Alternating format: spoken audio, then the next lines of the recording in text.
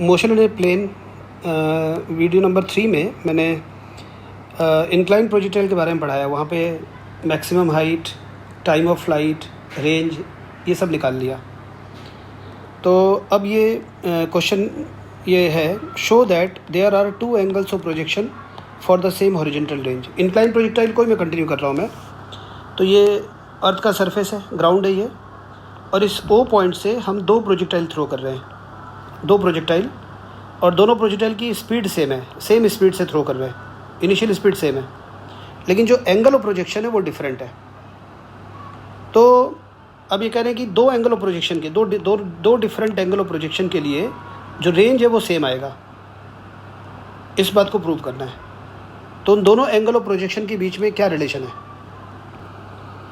तो ये 2 प्रोजेक्टाइल है, दोनों प्रोजेक्टाइल की स्पीड u है, और एक जो फर्स्ट प्रोजेक्टाइल है वो उसको अल्फ़ा एंगल पे थ्रो कर रहे हैं हॉरिजॉन्टल के साथ, अल्फ़ा एंगल बना के, और दूसरा बीटा एंगल। तो ये फर्स्ट प्रोजेक्टाइल ऐसे करके मूव करेगा, ऐसे, it will move like this. Second projectile it will move like this. Range same करना है। ये फर्स्ट प्रोजेक्टाइल ऐसे थ्रो किया u की स्पीड से अल्फ़ा एंगल पे, ये ऐसे प्रोजेक्टाइल मूव करेगा और ऐसे करके यहाँ पे ग्राउंड को हिट कर देगा। This is the trajectory of the first projectile. और इसका जो रेंज है ये हमने r1 लेट कर लिया, r1 equal to u square sine 2 alpha by g. Range का फॉर्मूला होता है ना, इससे पिछले वाली वीडियो में रेंज का फॉर्मूला हमने निकाला है, u square sine 2 theta by g. ये था रेंज का formula, u square sine 2 theta by g. Second projectile को बीटा एंगल पे थ्रो किया, वो ऐसे करके मूव कर रहा है और यहाँ पे आके ग्राउंड को हिट किया। हमने रेंज दोनों में सेम जैसे दिखा दिया, शो कर दिया। ये सेकेंड प्रोजेक्टाइल है, स्पीड दोनों प्रोजेक्टाइल की सेम है, इनिशियल स्पीड। तो सेकेंड प्रोजेक्टाइल के लिए रेंज क्या होगा, r2 equal to u square sine 2 beta by g. r2 equal to u square sine 2 beta by g. ये सेकेंड प्रोजेक्टाइल का रेंज है, ये रेंज दोनों सेम है। हमने r1 r2 को लेट कर लिया। If r1 equal to r2 then u square sine 2 alpha by g equal to u square sine 2 beta by g. Sine 2 alpha equal to sine 2 beta. अभी for the time being एक formula याद कर लो, sine 180 degree minus theta equal to sine theta. ये formula memorize कर लो। Sine 180 degree equal to 0, cos 180 degree equal to -1। एक basic mathematics का वीडियो बनाऊंगा, उसमें सारी बात कर दूंगा मैं, उसको देख लेना। अभी याद रखो sine 180 degree minus theta equal to sine theta. तो बोल रहे हैं if r1 equal to r2, ये रेंज r1 है और इसका रेंज है r2। तो u square sine 2 alpha equal to u square sine 2 beta by g. G cut गया, u स्क्वायर कट गया, sine 2 alpha equal to sine 2 beta. Sine 2 beta को मैंने लिखा sine 180 degree minus 2 beta. Sine 180 degree minus 2 beta sine 2 beta के equal ही होता है। या इधर कर लो साइन 2 अल्फ़ा को साइन 180 डिग्री माइनस 2 अल्फ़ा, तो भी हो जाएगा, किसी एक में कर दो। तो अब देखो, ये अगर हम साइन को अगर हटा दें तो 2 alpha equal to beta, alpha equal to beta, which is उसका कोई मतलब नहीं निकला। लेकिन यहाँ मैंने क्या करा, इस 2 बीटा को लिख दिया 180 डिग्री माइनस 2 बीटा। अब ये साइन कंपेयर, ये एंगल कंपेयर कर लो, 2 alpha equal to 180 degree minus 2 beta. 2 alpha equal to 180 degree minus 2 beta. तो alpha plus beta equal to 90 degree. तो इससे हमें ये समझ में आया कि अगर दो प्रोजेक्टाइल अगर एक ही पॉइंट से अगर थ्रो किया जाए सेम स्पीड से अल्फ़ा और बीटा एंगल पे, तो दोनों का रेंज सेम हो सकता है। और वो तभी होगा जब दोनों एंगल ऑफ प्रोजेक्शन का जो सम है वो 90 डिग्री होना चाहिए। It should be 90 degree. Alpha plus beta equal to 90 degree. मतलब अगर एक प्रोजेक्टाइल को अगर अल्फ़ा 30 डिग्री है तो बीटा कितना होगा, 60 डिग्री। मतलब अगर एक प्रोजेक्टाइल को, जैसे ये वाला एंगल, ये अगर 30 डिग्री एंगल पे थ्रो किया जाए तो दूसरे प्रोजेक्टाइल को 60 डिग्री एंगल पे थ्रो करोगे तो दोनों प्रोजेक्टाइल एक ही जगह जाके गिरेगा। कंडीशन ये है कि इनिशियल जो स्पीड है u दोनों प्रोजेक्टाइल की सेम होगी, तब ये होगा।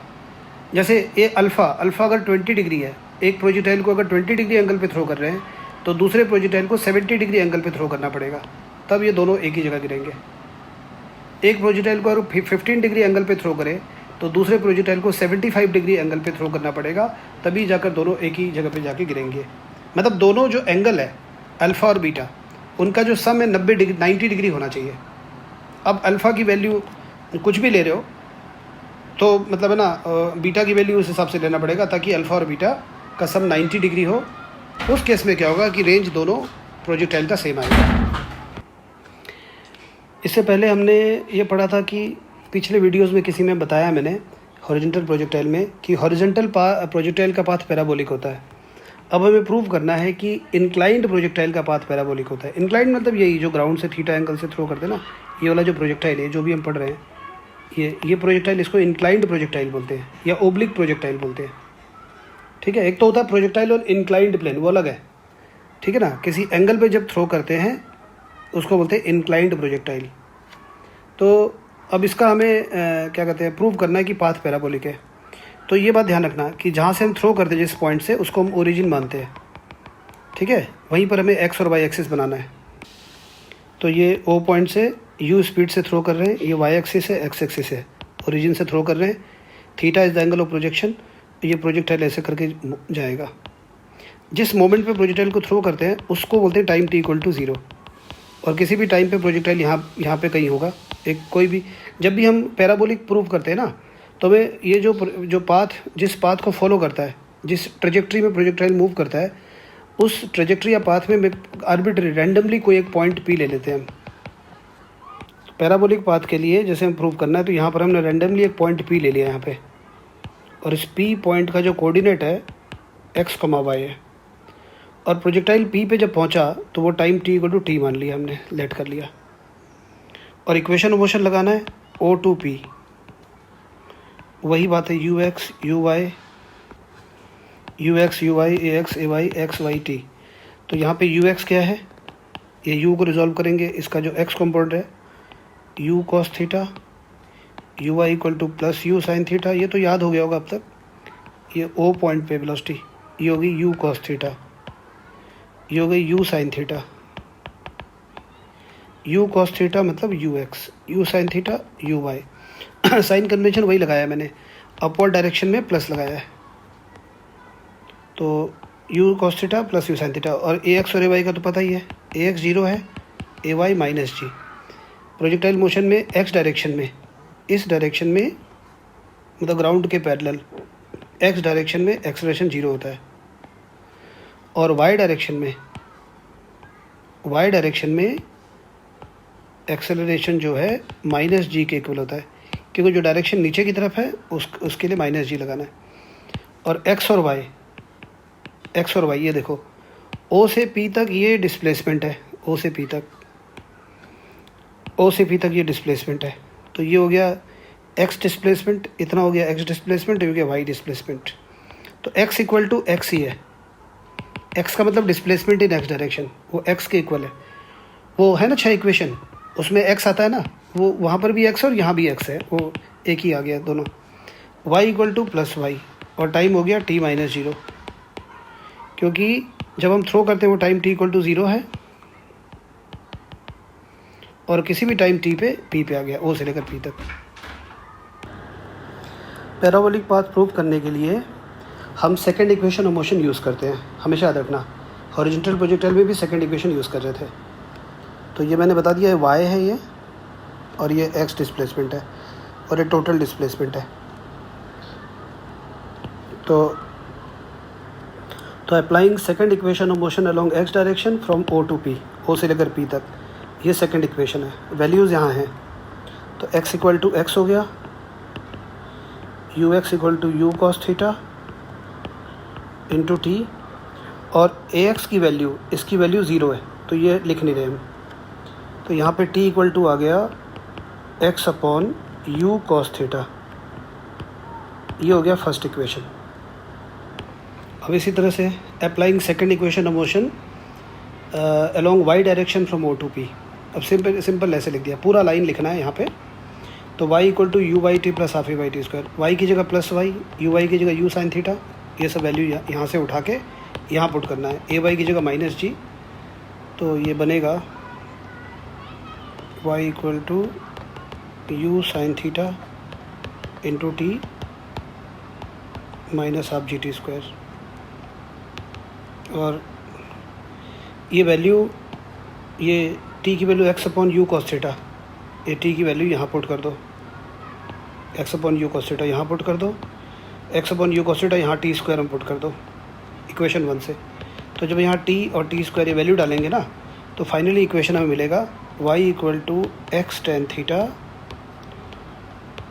Minus g x square upon में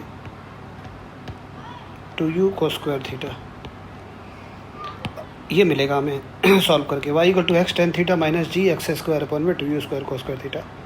तो यहाँ y की पावर 1 है, x की पावर 1 है, लेकिन x की पावर 2 भी है। हायर पावर को देखते हैं, तो ये इक्वेशन ऑफ पैराबोला है। तो इस इक्वेशन को याद करना पड़ेगा न्यूमेरिकल सॉल्व करने के लिए। y equal to x tan theta minus g x square upon में 2u square cos square theta. तो इससे प्रूव हो गया ये पैराबोला का इक्वेशन है। तो हम ये कह सकते हैं कि इंक्लाइन प्रोजेक्टाइल का ये जो पाथ है, ये जो ट्रेजेक्ट्री है, ये पैराबोलिक है। पैराबोला क्या है, मैंने वीडियोज़ में जो वीडियो मैंने बनाए हैं हॉरिजॉन्टल प्रोजेक्टाइल का, उस हॉरिजॉन्टल प्रोजेक्टाइल के वीडियो में मैंने उसके पैराबोला के बारे में डिस्कस किया हुआ है, वहाँ से देख लेना। तो ये हो गया, सेकंड इक्वेशन भी सॉल्व हो गया। पैराबोलिक पाथ प्रूव करने के बाद अब हमें ना एक कोई ये जो पॉइंट P है, P कोई भी पॉइंट है, तो यहाँ पर हमें वेलोसिटी निकालना है प्रोजेक्टाइल का। जब थ्रो कर रहे हैं तो वेलोसिटी u है और एंगल थीटा है, थीटा डायरेक्शन बताता है और ये वेलोसिटी ये u मैग्नीट्यूड है। यहाँ पर वेलोसिटी क्या होगी, तो इनिशियल पॉइंट पे वेलोसिटी u लेते हैं। देखो कभी भी प्रोजेक्टाइल में हमें लेना पड़ता है, जैसे इक्वेशन हम लगाते हैं तो एक इनिशियल पॉइंट होता है, एक फाइनल पॉइंट होता है। O से P ऐसे लिखना पड़ता है। तो O से लेकर P तक हमें लगाना पड़ेगा इक्वेशन। यहाँ पे वेलोसिटी निकालना है, तो यहाँ पर हम v वेक्टर बना लेंगे। सब कुछ ऐसे ही लिखना है सारा कुछ, और इसमें फर्स्ट इक्वेशन यूज़ होगा। We can use first equation. तो मैं दिखा देता हूँ। जैसे देखो ये है प्रोजेक्टाइल ऐसे थ्रो किया है, थीटा एंगल पे u वेलोसिटी से ऐसे जा रहा है। यहाँ पर इस पॉइंट पे वेलोसिटी क्या होगी, ऐसे टेंजेंट बना लो, ये हो गया वेलोसिटी वेक्टर v। अब वेक्टर v एकदम से निकलेगा नहीं, हमें वेक्टर v को ना ऐसे रिजॉल्व करना पड़ेगा x डायरेक्शन में और y डायरेक्शन में।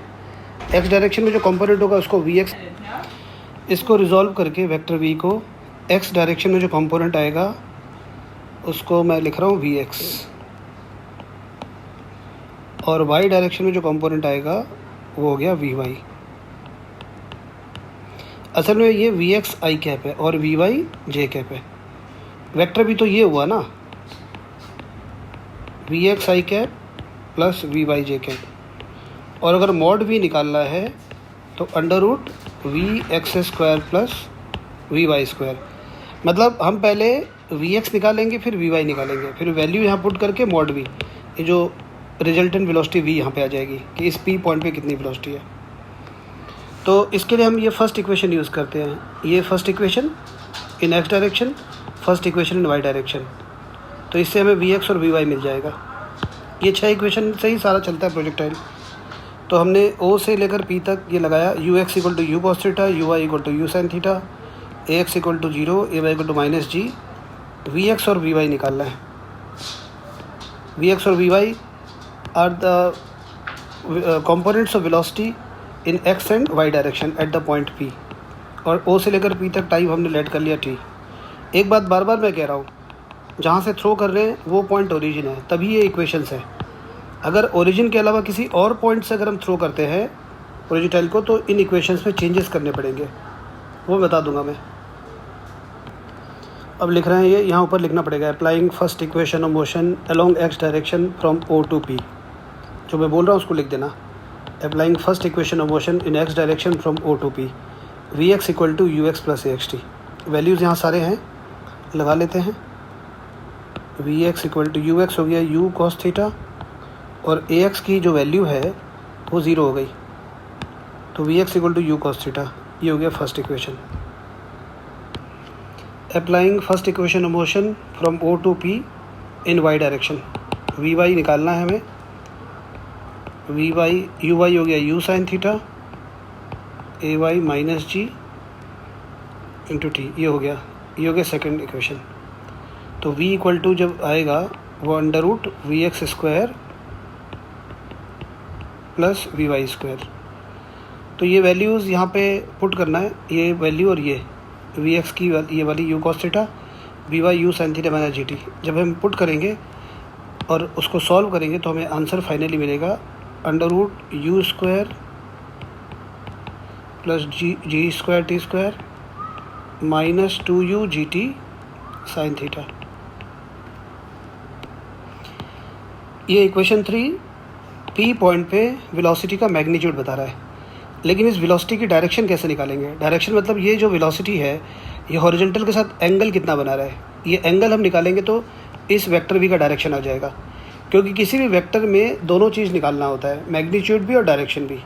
तो यहाँ पर हम एंगल लेट कर लेते हैं कि जो वेलोसिटी है v वो अल्फ़ा एंगल बना रहा है। तो ये जो देखो ये वी एक्स आई क्या वी वाई जे का वेक्टर v tan अल्फ़ा हो जाएगा v y upon v x, v y u sine theta minus g t और u upon u cos theta. तो ये जो इक्वेशन है ये वाला, ये p पॉइंट पे जो वेलोसिटी है उसका डायरेक्शन बताएगा।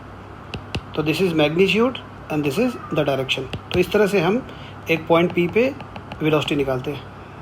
वीडियो एंड करने से पहले एक बात बता दूं मैं, जो भी हम इक्वेशन पहले लिख रहे थे वो ओरिजिन मतलब जो बॉडी को थ्रो कर रहे थे ओरिजिन से, लेकिन अगर बॉडी को ओरिजिन से थ्रो नहीं कर रहे हैं, किसी दूसरे पॉइंट से अगर थ्रो कर रहे हैं प्रोजेक्टाइल को, मतलब उस पॉइंट का कोऑर्डिनेट जहाँ से हम थ्रो कर रहे हैं एक्स नॉट कमा वाई नॉट है, तो इक्वेशंस में कुछ चेंजेस आ जाएंगे। फर्स्ट इक्वेशन तो वैसे ही होगा, सेकंड इक्वेशन में x equal to x naught आ जाएगा साथ में। एक्स नॉट मतलब ये जहाँ से थ्रो किया उस पॉइंट का x coordinate x not plus you x T plus half x T square. Third equation देखो ऐसे हो जाएगा, यहाँ पे एक्स नॉट आ जाएगा, क्योंकि ओरिजिन से थ्रो करते तो एक्स नॉट और वाई नॉट की वैल्यू 0 होती है। ये ऐसे हो गया, देखो y equal to y naught, ये देखो y माइनस वाई नॉट। तो ये चेंजेस आ जाते हैं अगर बॉडी को हमने ओरिजिन से थ्रो नहीं किया है, तो ये इस तरह से चेंज आ जाएगा। So this is all about